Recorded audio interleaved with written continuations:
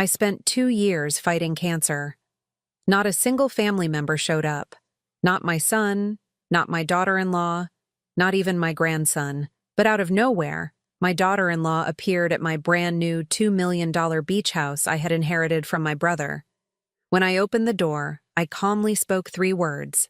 I'm glad to have you here. Follow my story until the end and comment the city you're watching from, so I can see how far my story has reached. 2 years, 730 days of fighting for my life while my own family acted like I was already dead. I'm 62 years old, and I thought I knew what loneliness felt like. I was wrong. Real loneliness is sitting in that sterile oncology waiting room, watching other patients surrounded by children, spouses, friends, while I clutched my purse and tried to pretend I wasn't completely alone. The diagnosis came on a Tuesday in March: breast cancer, stage 2. The doctor's words felt like they were coming from underwater as he explained treatment options, survival rates, the importance of having a strong support system. I nodded and smiled, already knowing I'd be facing this battle by myself. My first instinct was to call Marcus, my son. At 38, he'd built what looked like a perfect life with his wife Ariella in their suburban McMansion. I dialed his number with shaking fingers, rehearsing how I'd break the news gently. "Mom, I'm in a meeting," he answered, without even a hello. "Can this wait?" "Marcus, I need to tell you something important. I just came from the doctor and, look, whatever it is, can you text me? I've got back-to-back calls all afternoon." The line went dead before I could say the word cancer. I sat in my car in the hospital parking lot and cried for the first time since my husband died 8 years ago. Not because of the cancer. I was ready to fight that. I cried because my own son couldn't spare 2 minutes to hear that his mother might die. The first chemotherapy session was on a Thursday. I'd prepared myself for the nausea, the fatigue, the hair loss. What I hadn't prepared for was the crushing weight of walking into that treatment center alone while every other patient had someone holding their hand. The nurse, a kind woman named Patricia, noticed immediately. "Is someone coming to pick you up, honey? You really shouldn't drive yourself home after chemo." I lied and said my ride was running late. Patricia gave me a look that said she'd heard that excuse before, but she was too professional to push. 3 hours later, I drove myself home in a chemical haze, gripping the steering wheel with white knuckles. That night I called Marcus again. This time Ariella answered. "Oh, Doreen," she said in that syrupy voice she used when she wanted something. "Marcus is at the gym. Is everything okay?" I took a deep breath. "Ariella, I started chemotherapy today. I have breast cancer." Silence. Then, "Oh my God, wow. When did you find out?" 2 weeks ago. I've been trying to tell Marcus, but, well, you know how busy he is with the promotion and everything. This is just such shocking news. We'll definitely need to process this. Process this. Like my cancer was a business proposal that needed review. I was hoping maybe you and Marcus could visit this weekend. I could use the company, and I'd love to see little Marcus. Another pause. This weekend is actually terrible for us. We have Marcus's work thing, and little Marcus has soccer, and I promised my mother. But we'll definitely figure something out soon, okay? Soon never came. Week after week, I sat in that chemo chair watching other families navigate this journey together. There was Mrs. Chen, whose daughter flew in from California every treatment cycle. There was Robert, whose wife never missed a session and brought him homemade soup every time. And there was me, making small talk with the nurses and pretending I had somewhere to be after my treatments. The hair loss started in week 4. I woke up to chunks of brown and gray on my pillow, and by noon, I looked like I was molting. I called Marcus from the bathroom, staring at my reflection in the mirror. "Mom, I told you I'm in meetings all morning," he snapped when he answered. "My hair is falling out, Marcus. All of it. I'm scared." A long sigh. "Look, that's normal with chemo, right? It'll grow back. Listen, can I call you tonight? We've got this presentation to the board and—" "Never mind," I whispered, and hung up. I drove to the wig shop alone. The saleswoman was patient and kind as I tried on synthetic hair that felt nothing like my own. I settled on something close to my natural color, paid $230 I couldn't really afford, and wore it home feeling like a stranger in my own skin. The worst part wasn't the treatments or the side effects. It was the silence. My phone never rang unless it was a doctor's office or a telemarketer. The mailbox stayed empty except for medical bills. No one brought casseroles or offered to drive me to appointments. No one asked how I was feeling or if I needed anything from the store. I started talking to myself just to hear a voice in the house. By month 6, I'd given up expecting anything from Marcus and Ariella. They'd sent one card, a generic thinking of you thing with no personal message, and that was it.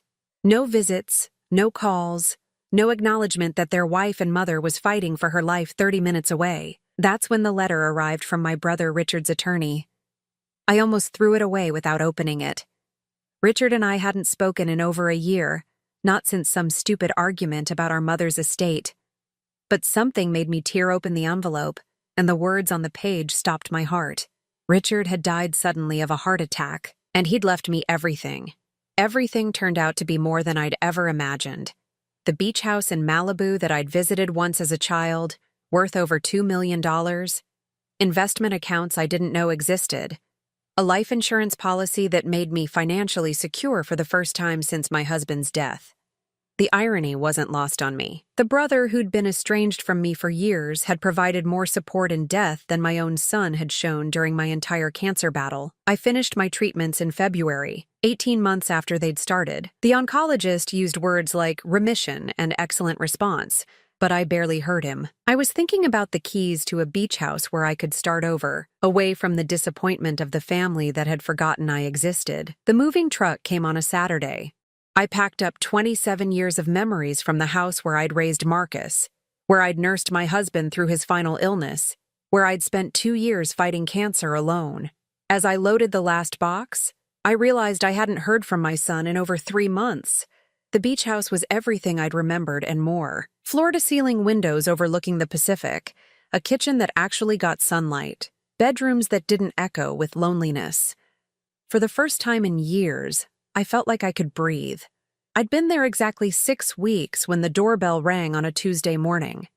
I wasn't expecting anyone. I'd been careful not to share my new address with Marcus or Ariella. Through the frosted glass, I could see a woman's silhouette, familiar but unexpected. My heart raced as I reached for the door handle. After 2 years of silence, what could possibly bring my daughter-in-law to my doorstep now? I opened the door to find Ariella standing on my new front porch, looking like she'd stepped out of a magazine. Her blonde hair was perfectly styled, her makeup flawless despite the California heat, and she wore a flowing white dress that probably cost more than my monthly cancer medication bills used to be. But what struck me most was her smile, that practiced, brilliant smile she used at Marcus's work parties and family photos, the one that never quite reached her eyes. "Doreen!" she exclaimed, throwing her arms wide like we were long-lost friends. "Oh my God, you look amazing. I can't believe you didn't tell us about this gorgeous place." I stood in the doorway, not moving to embrace her, studying her face. In 20 years of marriage to my son, Ariella had visited my old house exactly 7 times, and 4 of those were for Christmas dinners I had to beg them to attend. "How did you find me?" I asked quietly. Her laugh tinkled like wind chimes. "Oh, you know Marcus. He's so good at tracking things down. May I come in? It's absolutely scorching out here, and I'm dying to see what Richard left you." There it was. Not, "I wanted to see how you're doing," or "I missed you," or even, "I'm sorry we weren't there when you needed us." She wanted to see what Richard left me. I stepped aside and let her in, watching as her eyes immediately began cataloging everything. The original hardwood floors that probably cost $50,000 to install, the custom kitchen island made from reclaimed teak, the crystal chandelier that cast rainbows across the living room walls when the afternoon sun hit it just right. "This is incredible," she breathed, her head swiveling like an owl's as she took in every detail. I had no idea Richard was so well off. Marcus always said he was just some eccentric hermit living by the beach. "Coffee?" I offered, more to buy myself time to think than out of any sense of hospitality. "That would be lovely, thank you." I led her to the kitchen, noticing how she lingered at the windows overlooking the ocean, probably calculating the view's value per square foot. As I prepared the coffee, she perched on one of the bar stools, crossing her legs and leaning forward with what she probably thought was a concerned expression. "Doreen, I owe you such an enormous apology," she began, her voice taking on that earnest tone she used when she wanted something. "I know we weren't as present as we should have been during your situation." Situation. That's what she called 2 years of chemotherapy, radiation, and fighting for my life. "We were just so overwhelmed with everything," she continued, her hands fluttering dramatically. "Marcus's promotion came with so much stress, and little Marcus was having trouble in school, and my mother was having health issues of her own. You know how it is when life just crashes down on you all at once." I poured the coffee slowly, letting her words hang in the air. She was painting a picture of a family drowning in responsibilities, too busy saving everyone else to throw a life preserver to the woman who'd raised the man she married. "How is little Marcus?" I asked, setting her cup down. My grandson, now 9 years old, who I hadn't seen since his 7th birthday party. "Oh, he's wonderful, growing like a weed. He's gotten so tall, and he's doing amazingly in soccer. Marcus is coaching his team now." She paused, taking a delicate sip of coffee. "He asks about his grandma Doreen sometimes." The lie was so smooth, so perfectly delivered, that if I hadn't known better, I might have believed it. But I did know better. I knew that little Marcus probably barely remembered I existed, just like his parents had forgotten during the most frightening period of my life. "That's nice," I said simply. Ariella seemed to sense that her first approach wasn't landing the way she'd hoped. She shifted tactics, her expression becoming more serious, more vulnerable. "Doreen, I want you to know that not a day went by during your treatment that we weren't thinking about you. We didn't know how to help. Cancer is so scary, and we felt helpless. We thought maybe it was better to give you space rather than burden you with our own anxiety about the situation." I almost laughed. They'd given me space, all right. Enough space to feel like I was floating alone in a vast, cold universe. "And then when we heard about Richard," she continued, shaking her head sadly, "we were devastated that we couldn't be there for you during your grief. But by then, you'd already moved, and we didn't want to intrude on your healing process." "How thoughtful," I murmured. She leaned forward, reaching across the counter to pat my hand. Her fingers were cool and soft, manicured to perfection. No calluses from holding a cancer patient's hand during chemo. No wear from scrubbing floors when someone was too weak to clean their own house. "But we're here now," she said with that brilliant smile. "And we want to make up for lost time. This place is absolutely stunning, Doreen. You must be so happy here." I watched her eyes drift again to the living room, taking in the original artwork on the walls, the expensive furniture that Richard had collected over decades of successful real estate investments. She was calculating, cataloging, evaluating everything like an appraiser. "It's peaceful," I agreed. "I bet it is. And so close to town, but private." Richard really knew what he was doing when he bought this place. "Do you mind me asking? I mean, I don't want to be nosy, but Marcus was wondering about the estate situation. For tax purposes, you understand. He's always trying to help with financial planning." There it was, the real reason for this visit. Not concern for my health, not regret over their absence, not love for a mother-in-law they'd ignored for 2 years. They wanted to know what Richard had left me and what that meant for their own future inheritance prospects. "Everything's been handled," I said carefully. Of course. Richard was always so organized. But if you need any help navigating the legal stuff, Marcus knows some excellent estate attorneys. And if there are any ongoing property management issues, Ariella and I would be happy to help however we can." Help. What a generous offer from the woman who couldn't be bothered to help me get to chemotherapy appointments. "That's very kind of you," I said, my voice neutral. She spent the next hour chatting about everything except the 2 years they'd abandoned me. She told me about little Marcus's soccer games, about the vacation they'd taken to Europe last spring while I was finishing radiation treatments, about the renovations they were planning for their house. As she talked, I found myself studying her face, trying to understand how someone could be so completely unaware of their own cruelty. Or maybe she wasn't unaware. Maybe this was exactly who she'd always been, and I'd just been too naive to see it clearly. When she finally stood to leave, she hugged me tightly, her perfume overwhelming in its sweetness. "We absolutely must get together more often now that you're settled in," she said, pressing her cheek against mine. "Maybe you could have us over for dinner next weekend." Little Marcus would love to see the beach, and Marcus has been working so hard lately. This would be the perfect place for him to relax. I'll think about it, I said. Wonderful. And Doreen? She paused at the door, her hand on the frame. I'm just so glad you're doing well. You look healthy and happy, and after everything you've been through, well, it's just wonderful to see you thriving. After everything I'd been through, as if my cancer had been some abstract challenge that had nothing to do with them, rather than a battle I'd fought without the support of the family that should have been standing beside me. I watched her drive away in her white BMW, probably already on the phone with Marcus, describing every detail of the house and calculating its worth. They'd disappeared when I needed them most, but now that I had something valuable, suddenly they were interested in rebuilding our relationship. I walked back inside and stood in my beautiful living room, looking out at the ocean that sparkled in the afternoon sunlight. For the first time since Ariella's visit began, I smiled. They had no idea what they were walking into. 3 days after Ariella's visit, I was sitting on my deck with my morning coffee when my neighbor Helen walked over with her golden retriever, Buddy. Helen was 75, a retired teacher who'd lived in the beach community for 30 years.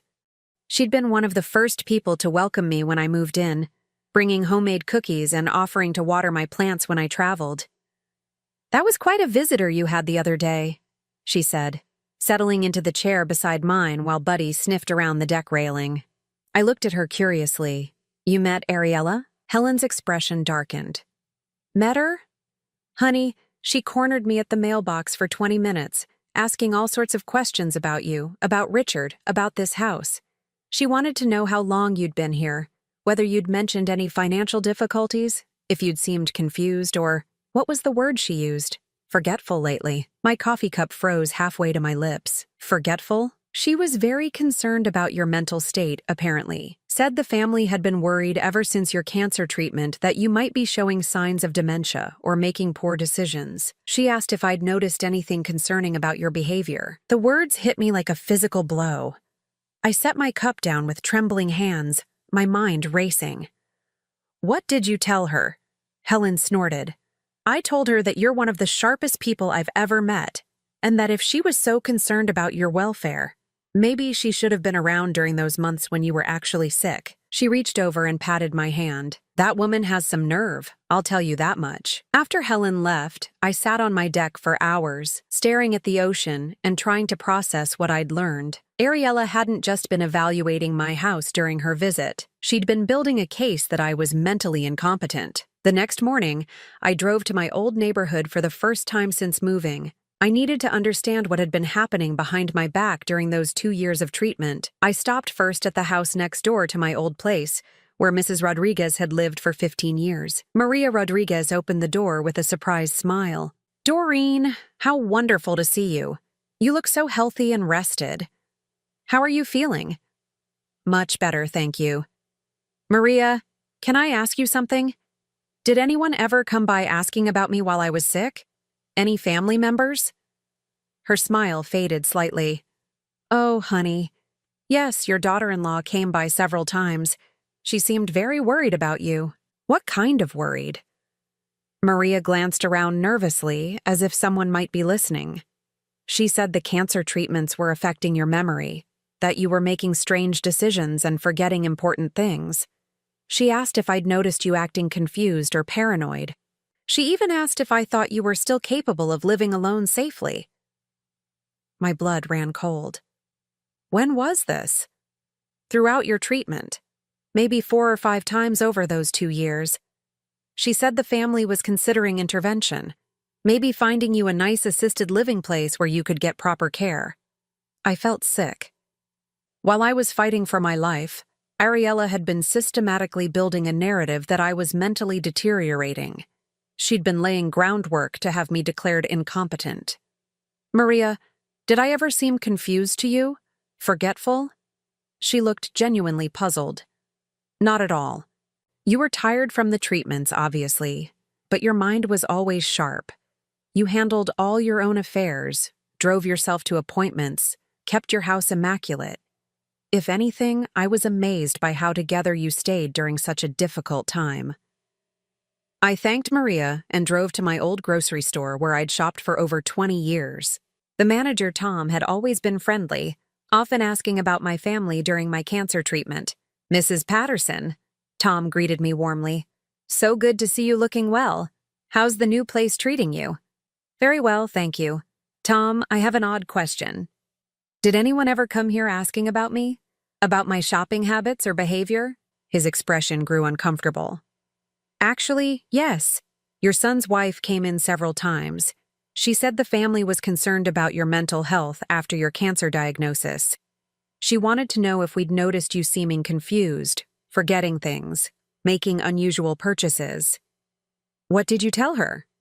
"The truth, that you seemed perfectly normal to me, maybe a little tired sometimes, but always polite, always knew exactly what you needed." She seemed disappointed by that answer, to be honest. The picture was becoming clearer and more horrifying. Ariella hadn't just neglected me during my illness.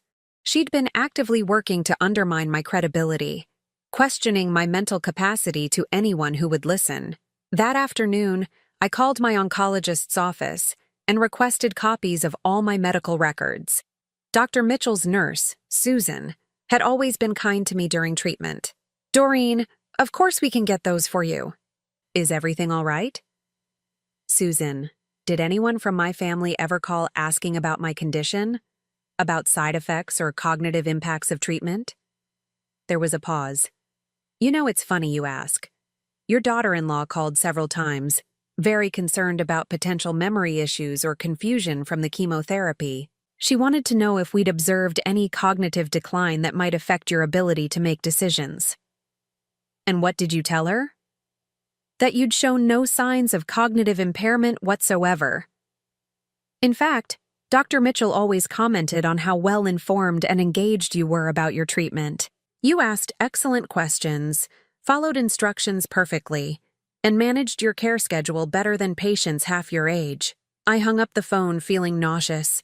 The scope of Ariella's campaign was becoming clear. She'd contacted my neighbors, my grocery store, my medical team, all fishing for evidence that I was mentally declining. When she couldn't find any real evidence, she'd apparently decided to create her own narrative. But why? What was the endgame? The answer came the next day when I was cleaning out some boxes from my old house.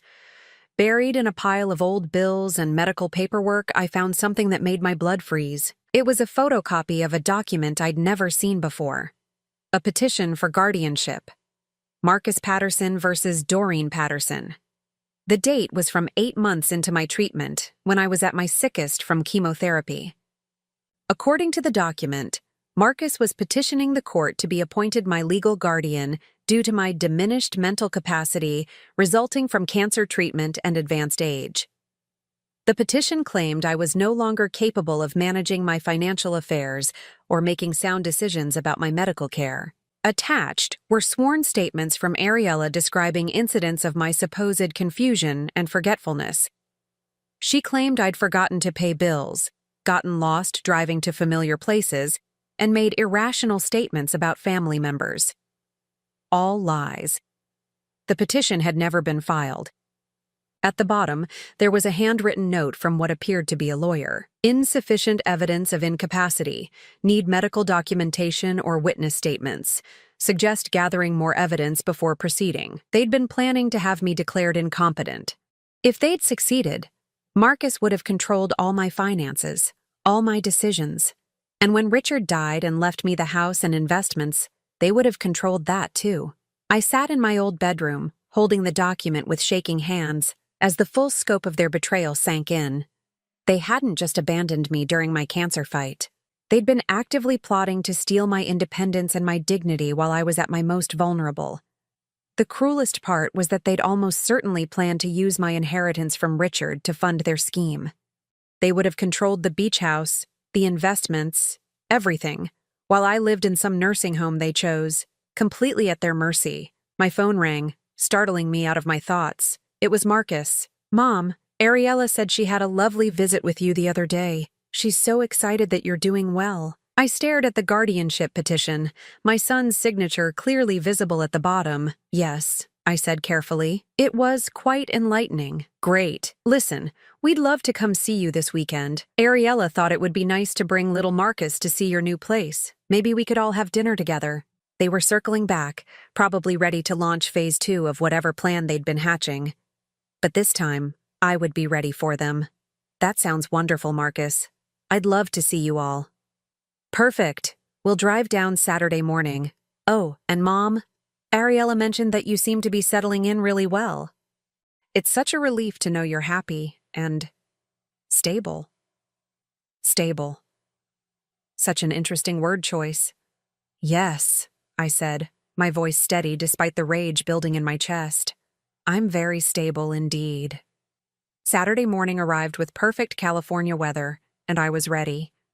I'd spent the week preparing for this visit in ways Marcus and Ariella couldn't imagine.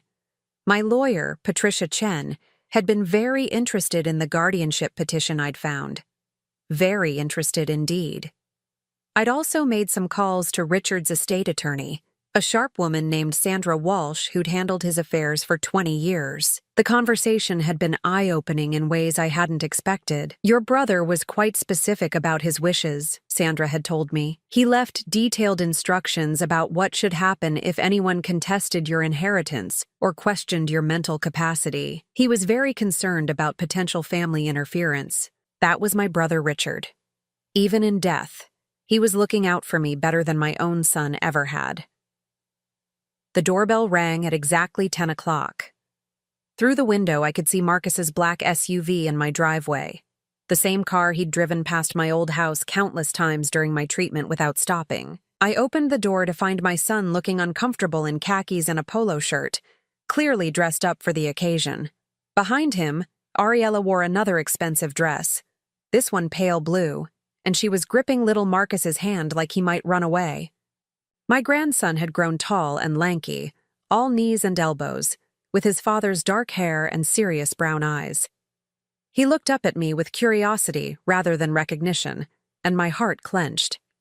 This child, who should have been a constant presence in my life, was essentially a stranger. "Grandma Doreen," Ariella prompted brightly, nudging little Marcus forward. "Say hello to Grandma Doreen." "Hi," he said quietly, clearly coached. "Hello, sweetheart," I said, crouching down to his level.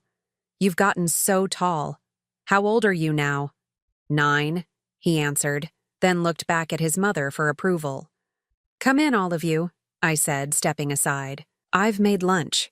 As they entered, I watched Marcus's eyes sweep the room just as Ariella's had during her first visit. But where she'd been calculating, he looked almost guilty, as if seeing my comfort and security made him uncomfortable. "This place is incredible, Mom," he said, his voice strained. I had no idea Uncle Richard lived so well. "He was very successful," I replied simply. We moved to the kitchen, where I'd set out sandwiches and fresh fruit. Little Marcus immediately gravitated toward the windows overlooking the ocean, pressing his nose against the glass in wonder. "Can I go see the beach, Mom?" he asked. "After lunch, honey," Ariella said, then turned to me with that practiced smile. "Doreen, you've done such beautiful things with this place. Have you thought about what you'll do with all this space? It seems like a lot for one person to manage." There it was, barely 20 minutes into the visit. The concern about my ability to handle my new circumstances. "I'm managing just fine," I said, setting glasses of lemonade on the counter. "Actually, I've been thinking about doing some entertaining. It's been so long since I've had family gatherings." Marcus shifted uncomfortably. "That's great, Mom. You deserve to enjoy yourself after everything. After everything." Such a convenient way to reference 2 years of abandonment. Yes, I agreed. After everything, I've gained a new perspective on a lot of things. We sat down to lunch, and I let them lead the conversation.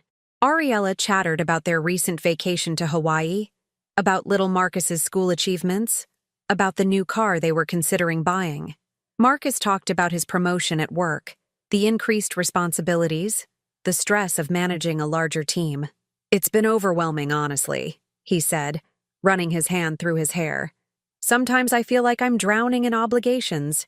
Everyone needs something from me all the time." I took a sip of my lemonade, thinking about all the times I'd needed something from him during my treatment, all the times he'd been too busy, too stressed, too overwhelmed to spare a moment for his dying mother. "That must be difficult," I said mildly. "It is. That's why it's so nice to see you settled and comfortable here." One less thing to worry about, you know? One less thing to worry about. As if I'd ever been anything more than an item on his to-do list. After lunch, I took them on a tour of the house. Little Marcus was appropriately amazed by the ocean view from the master bedroom, and he loved the game room Richard had set up in the basement. For a few minutes, watching my grandson discover the ping-pong table and vintage arcade games, I almost forgot why his parents had really come. Then we went out to the deck, and Ariella started her real work. Doreen, this is such a wonderful setup, but I can't help worrying about you being here all alone. What if something happened? What if you fell or had a medical emergency? There's no one around to check on you. I have neighbors, I pointed out. Helen next door has been very kind. Oh, that's sweet, but neighbors aren't family, and at our age. She paused delicately. Well, we all need to start thinking about these things more seriously. Our age. Ariella was 35 years old. Marcus leaned forward, his expression serious. Mom, we've actually been talking about this, about your future care needs and planning ahead. Have you? We want to make sure you're protected, Ariella continued smoothly, both financially and medically. There are so many decisions to consider, and sometimes it helps to have family involved in the planning process. I watched little Marcus playing at the edge of the deck, building something with driftwood he'd collected, blissfully unaware of the conversation happening behind him. What kind of decisions? I asked. Marcus and Ariella exchanged a glance. Well, estate planning for one thing, Marcus said, making sure your affairs are in order, and maybe considering what level of care you might need down the road. I'm in perfect health, I said. Of course you are now, Ariella agreed quickly, but cancer survivors sometimes face ongoing challenges, cognitive issues from chemotherapy, increased risk of other health problems. We just want to make sure you have support systems in place. There it was again, the suggestion that my mind might not be what it used to be. That's very thoughtful of you both, I said, especially considering how attentive you were during my actual treatment. The words hung in the air like smoke. Marcus flushed red and Ariella's smile flickered for just a moment. Mom, we've talked about this, Marcus said quietly. We know we weren't as present as we should have been. We feel terrible about that. Do you? Of course we do. That's why we want to make sure we're involved now. We don't want to make the same mistakes again. I stood up and walked to the deck railing, looking out at the ocean. Behind me, I could hear them whispering urgently to each other, probably trying to figure out why this conversation wasn't going the way they'd planned. You know, I said, turning back to face them. I found something interesting while I was packing up the old house. Marcus went very still. What's that? I pulled the folded guardianship petition from my pocket and set it on the patio table. Both of them stared at it like it was a snake. Would either of you like to explain this to me? The silence stretched on for what felt like hours. Little Marcus, sensing tension, looked up from his driftwood project with worried eyes. Finally, Marcus cleared his throat. Mom, that was just a precaution. Our lawyer suggested we explore all options in case your health deteriorated. Interesting, because according to this document, you were planning to have me declared mentally incompetent 8 months into my treatment. Not because of health deterioration, but because of alleged cognitive decline that, according to my medical records, never existed. Ariella's face had gone pale beneath her perfect makeup. Doreen, you're taking this the wrong way. We were just trying to protect you. Protect me from what? Making my own decisions? Controlling my own money? That's not. We would never. Marcus stammered. You would never what? Lie to my neighbors about my mental state? Question my grocery store manager about whether I seemed confused? Call my doctor's office fishing for evidence that I was incompetent? They stared at me in shock. They'd had no idea I knew about their campaign to undermine me. How did you? Ariella whispered. How did I find out that you spent 2 years telling everyone who would listen that I was losing my mind? That you were building a case to steal my independence while I was fighting for my life? Marcus found his voice. Mom, it wasn't like that.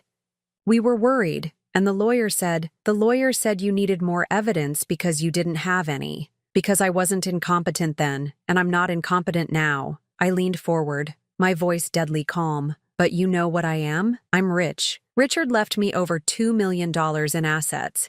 And suddenly, after 2 years of silence, you're deeply concerned about my welfare. That's not fair, Ariella said, her voice shaking. We're here because we love you. I laughed, a sound with no humor in it. Love? You want to know what love looks like? Love looks like showing up to chemotherapy appointments.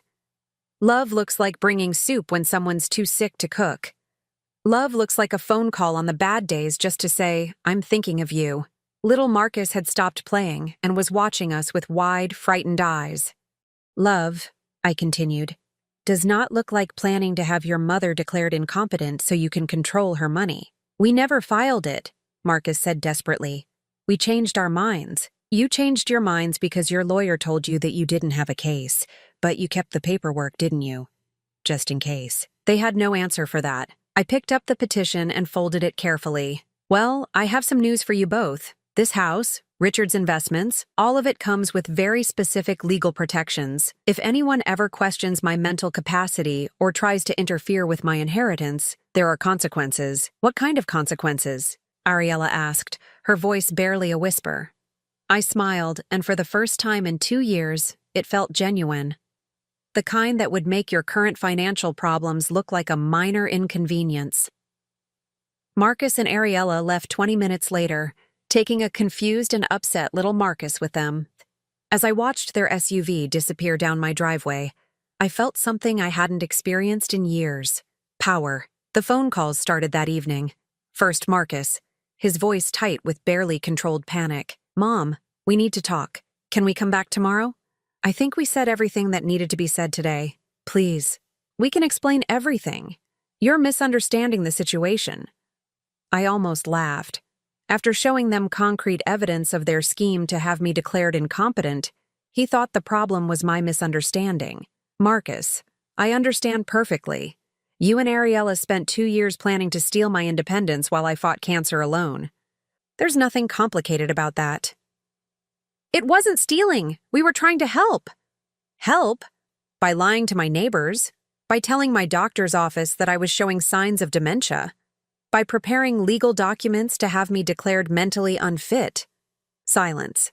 Then, in a smaller voice, how did you find out about all that? It doesn't matter how. What matters is that I know exactly who you and your wife really are. The second call came from Ariella an hour later. This time, the mask had completely slipped. Gone was the syrupy sweetness, the concerned daughter-in-law act. Her voice was sharp, desperate.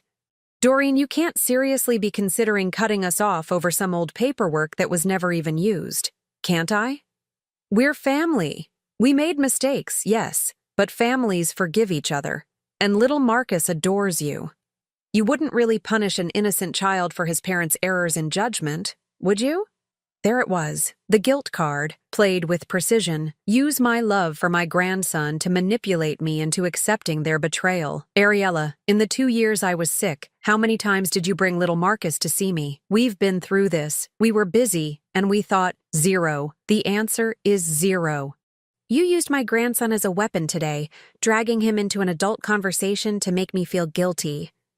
But you've never once considered what was best for him, including having a relationship with his grandmother. That's not true. When was his last soccer game? The question caught her off guard. What? You mentioned he was doing amazingly in soccer, that Marcus coaches his team. When was his last game? It was last weekend, I think. You think? You don't know when your own son's soccer games are, but you expect me to believe you've been protecting him from his unstable grandmother? Another silence. Then, what do you want from us? I want you to leave me alone. We can't do that. We won't do that. You're family, whether you like it or not. No, I said quietly. Family shows up when you need them. Family doesn't plot against you when you're vulnerable. Family doesn't lie to your neighbors and your doctors to build a case for stealing your independence. I hung up before she could respond. The third call came at 11 o'clock that night. This time it was Marcus again, and I could hear Ariella coaching him in the background. Mom, we're coming down tomorrow. We need to settle this face-to-face. No. What do you mean, no? I mean you're not welcome here anymore. You can't just cut off your family. Watch me. But I knew they wouldn't give up that easily. People like Marcus and Ariella didn't accept defeat gracefully. especially when $2 million was at stake. They showed up the next afternoon anyway, this time without little Marcus. I watched from my window as they parked in my driveway and marched to my front door like they owned the place. The doorbell rang insistently, over and over. I didn't answer. "Mom, we know you're in there!" Marcus shouted through the door. "We need to talk!" I sat in my living room, calmly reading a book, while they pounded on my door and shouted threats and pleas through the windows. After 20 minutes, they gave up and left. But not before Ariella screamed one final message. "This isn't over, Doreen. We won't let you destroy this family." That evening, I called my lawyer, Patricia Chen, and explained the situation. She listened without interruption, taking notes. "Based on what you've told me about the guardianship petition and their behavior patterns, I think we need to take some protective measures," she said, when I finished. People who are willing to plot against a cancer patient aren't going to respect a simple, "leave me alone." What kind of protective measures? A restraining order, for starters. We have grounds based on harassment and the attempted guardianship fraud. I'll also recommend security cameras for your property and an updated will that specifically excludes them from any inheritance. They're already excluded from my will. Good. But we need language that makes it clear any attempts to contest or challenge your mental capacity will result in additional consequences. Richard was smart to build protections into your inheritance, but we can strengthen them. The next week was a blur of legal preparations. Patricia worked quickly to get the restraining order in place, and I had a security system installed that would make Fort Knox jealous. Every entrance to my property was monitored, every conversation recorded. I also made some calls to little Marcus's school, not to interfere, but to understand exactly what kind of parents he was dealing with. The picture that emerged was troubling, but not surprising. Ariella was one of those helicopter mothers who showed up to every school event with a camera and a need to control every detail. Marcus was largely absent, too busy with work to attend most school functions. Their son was polite but withdrawn, according to his teacher, bright but anxious. The kind of child who'd learned early that love came with conditions and that disappointing the adults in his life had serious consequences. My heart broke for him, but I knew that trying to rescue him would only give Marcus and Ariella another weapon to use against me. The restraining order was served on a Thursday. Patricia called to let me know it had been delivered to both of them at their house, with little Marcus presumably watching.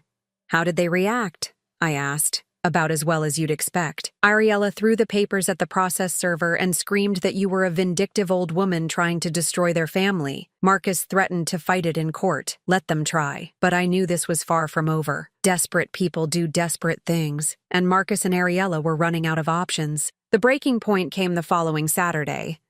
I was working in my garden when I heard a car door slam in my driveway. Through the hedge, I could see Ariella stalking toward my front door, her face twisted with rage. She pounded on the door so hard I was afraid she might break the glass.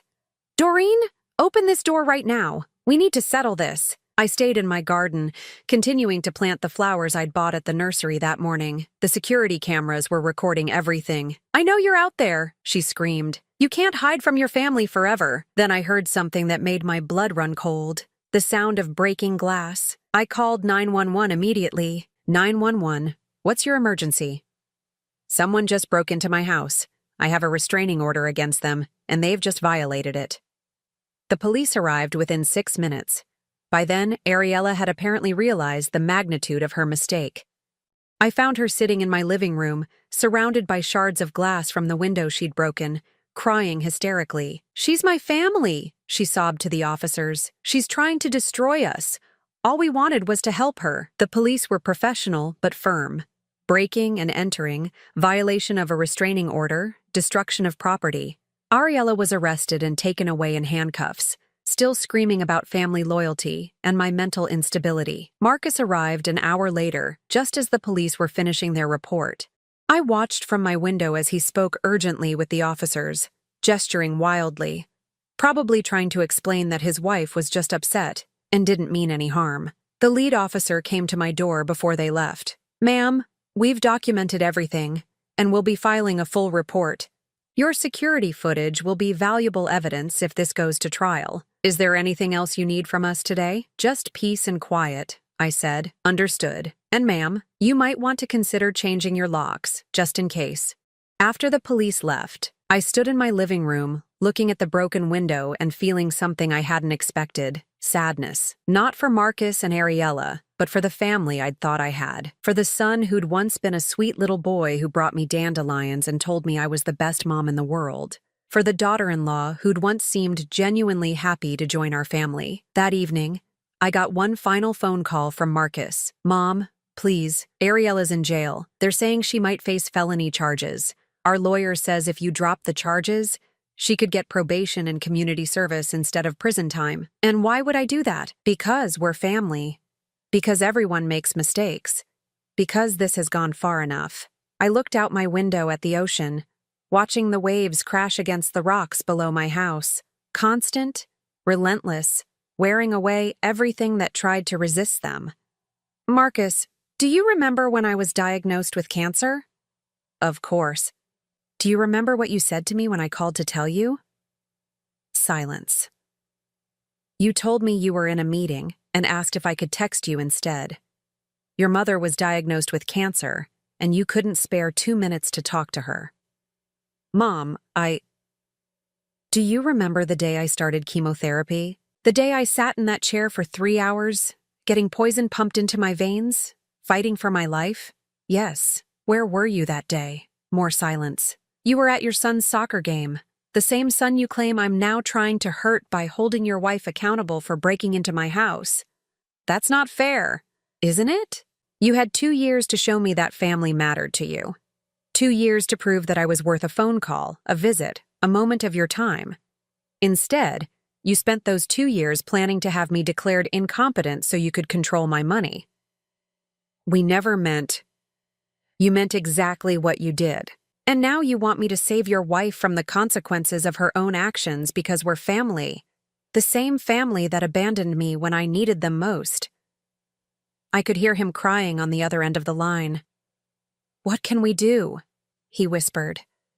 How can we fix this? For a moment, I almost felt sorry for him. Almost. Some things can't be fixed, Marcus. Some betrayals are too deep, some wounds too raw. You made your choice when you decided I wasn't worth your time. Now, I'm making mine. Please don't do this. I already have. I hung up the phone and turned it off. Outside, the sun was setting over the Pacific, painting the sky in shades of gold and pink. It was beautiful, peaceful, perfect. And it was mine. 6 months later, I was sitting on my deck watching the sunrise when Helen walked over with her morning coffee and a small wrapped package. Happy birthday, Doreen, she said, settling into the chair beside mine. 63 looks good on you. I'd forgotten it was my birthday. For 62 years, birthdays had been about phone calls from family, awkward dinners where everyone pretended to be closer than they were, obligatory gifts that showed how little thought anyone had put into knowing me. This year, I'd simply forgotten to mark the date. Thank you, I said, accepting the package. Inside was a small ceramic bird, hand-painted in blues and greens that perfectly matched the ocean view from my deck. I made it in my pottery class, Helen explained. The instructor said I should give it to someone who brings me joy. You were the first person I thought of. I felt tears prick my eyes. When was the last time someone had given me a gift simply because they wanted to, not out of obligation or expectation? Helen, this is beautiful, but you hardly know me. She laughed, a warm sound that mixed with the crash of waves below us. Honey, I've lived next door to you for 8 months. I've watched you create this beautiful garden from nothing. I've seen you reading on your deck every morning at sunrise, looking peaceful and content. I've watched you help Mrs. Kim with her groceries and offer to watch the Petersons' dog when they went out of town. She paused, sipping her coffee, sipping her I know you better than some people know their own families. The irony wasn't lost on me. My neighbor of 8 months knew me better than my son and daughter-in-law after decades. Have you heard from them? Helen asked gently. She knew the basics of what had happened, though I'd spared her the more painful details. No, the restraining order runs for another year, and Ariella's court case is still pending. Marcus hired an expensive lawyer, but breaking and entering is hard to explain away, especially with video evidence. Do you miss them? It was a question I'd been asking myself for months. Did I miss the son who'd once been the center of my world? Did I grieve for the family unit that had never really existed? I miss who I thought they were, I said finally. I miss the idea of having family who loved me unconditionally. But the reality? No, I don't miss being treated like an obligation or a burden. That afternoon, I drove to my old neighborhood for the first time since the confrontation. I wasn't sure why I felt compelled to go, but something was pulling me back to that life I'd left behind. The house looked smaller than I remembered, with a for sale sign in the front yard that had clearly been there for months. The lawn was overgrown, and several windows had broken blinds. It looked abandoned, forgotten. I parked across the street and sat in my car, remembering the 27 years I'd spent in that house. The Christmas mornings when Marcus was little, ripping through presents with the excitement only children can muster. The quiet evenings after my husband died, when the silence felt overwhelming. The long nights during chemotherapy when I'd sit alone in the living room, too sick to sleep, but too tired to do anything else. Mrs. Rodriguez came out to get her mail and spotted me. She walked over with a concerned expression. "Doreen, how wonderful to see you. You look so healthy and happy. How are you feeling?" "Much better, thank you." "Maria, is Marcus's house for sale too?" Her expression darkened. "Oh, honey, they lost it about 3 months ago. Foreclosure. I heard Marcus lost his job not long after. Well, after all that trouble with the police, apparently his company didn't appreciate the negative publicity." I felt a stab of something that might have been guilt, quickly followed by the reminder that Marcus had brought this on himself. "Where are they living now?" "I'm not sure. I heard they moved in with Ariella's mother, but you know how rumors are. That poor little boy, though. I see him sometimes when Marcus picks him up for visits. He always looks so sad." Little Marcus. In all of this mess, he was the only truly innocent victim. A 9-year-old boy whose world had been turned upside down by his parents' greed and manipulation. "Visits?" I asked. "Oh, didn't you know? Marcus and Ariella separated about 2 months ago. She's living with her mother, and he has little Marcus on weekends. The divorce is apparently quite contentious." I drove home feeling hollow. Their marriage, their financial security, their comfortable suburban life, all of it had crumbled in the aftermath of their scheme against me. Part of me felt vindicated, but mostly I just felt tired. That evening, I found myself looking through old photo albums I'd brought from the house. Pictures of Marcus as a baby, a toddler, a little boy with gap-toothed grins and scraped knees. Pictures of family vacations, birthday parties, school plays. All the moments that had made me believe we were a real family. But looking at them now, I noticed things I'd missed before. In almost every family photo, I was slightly apart from the others. Or Marcus was looking away from the camera. Or there was some subtle distance that I'd attributed to normal awkwardness, but now recognized as something deeper. The signs had been there all along. I'd just been too desperate for connection to see them clearly. My phone rang, startling me out of my memories. I almost didn't answer when I saw it was an unknown number, but something made me pick up. "Grandma Doreen?" My heart stopped. It was little Marcus, his voice small and uncertain. "Sweetheart, how did you get this number?" "I found it in Dad's phone. Are you really not allowed to see us anymore?" I closed my eyes, trying to figure out how to explain adult failures to a child who shouldn't have to understand them. "It's complicated, honey. Your parents and I had some disagreements about grown-up things. Dad says you're trying to punish us because you're angry. But Mom says you never really loved us anyway, and you're just showing your true colors now." The casual cruelty of that statement took my breath away. Even in the middle of their own crisis, they were poisoning their child against me. "Little Marcus, listen to me very carefully. I love you very much. I always have, and I always will. The problems between your parents and me have nothing to do with you, and they have nothing to do with my love for you. Then why can't I see you? Because sometimes adults make choices that hurt other people, and then there are consequences for those choices. Your parents made some choices that hurt me very badly, and now we can't be around each other. Will it ever get better? I thought about that question for a long time. Would it ever get better? Could Marcus and Ariella ever acknowledge what they'd done and genuinely apologize? Could I ever trust them enough to let them back into my life? I don't know, sweetheart. I hope so, but I honestly don't know. I miss you, Grandma Doreen. I miss seeing your house and playing in your yard. I miss the way you used to make pancakes in funny shapes.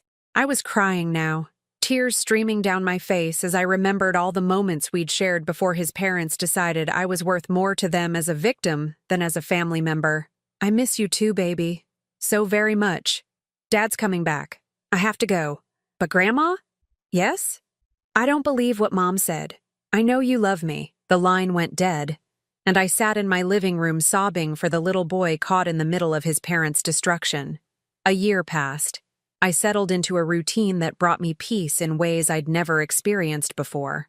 Morning coffee on the deck, tending my garden, reading by the ocean, long walks on the beach with Helen and Buddy. I joined a book club, took a pottery class, volunteered at the local animal shelter. For the first time in my adult life, my days were my own. No one needed anything from me. No one was disappointed in me. No one was plotting against me. The silence that had once felt oppressive now felt like freedom. I learned that Marcus had taken a job in Oregon, a significant step down from his previous position, but apparently the only offer he could get after the legal troubles. Ariella had moved back to her hometown in Arizona with little Marcus, and the custody battles were ongoing. They'd destroyed not just their relationship with me, but their relationships with each other. The greed that had driven them to plot against me had ultimately consumed everything they'd claimed to be protecting. On the second anniversary of my cancer diagnosis, I did something I'd been planning for months. I drove to the Children's Hospital where I'd received some of my treatment and wrote them a check for $50,000 to fund a support program for cancer patients without family support. "This is incredibly generous," the development director said as I handed over the check.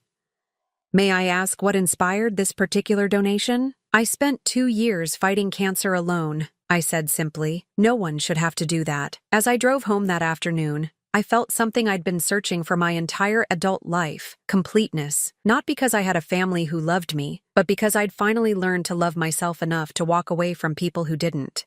That evening, I sat on my deck watching another perfect sunset paint the sky in brilliant colors. The ocean stretched out endlessly before me, constant and reliable in a way that people never were. My phone buzzed with a text from Helen. "Wine on the deck tomorrow evening? The Petersons want to join us, and I'm making my famous cheese board." I smiled and texted back, "I'll bring dessert." This was my family now, not the one I'd been born into or married into, but the one I'd chosen. People who showed up when they said they would, who remembered my birthday, who offered help without expecting anything in return. People who saw me not as an obligation or a resource to be managed, but as someone worth knowing, worth caring about, worth loving. At 63, I'd finally learned the most important lesson of my life. The price of absence is ultimately paid by those who choose not to be present. Marcus and Ariella had traded their place in my life for a shot at my money, and they'd lost both. But I'd gained something infinitely more valuable than anything they could have taken from me. I'd gained myself. Now I'm curious about you who listened to my story. What would you do if you were in my place? Have you ever been through something similar? Comment below, and meanwhile, I'm leaving on the final screen 2 other stories that are channel favorites, and they will definitely surprise you. Thank you for watching until here.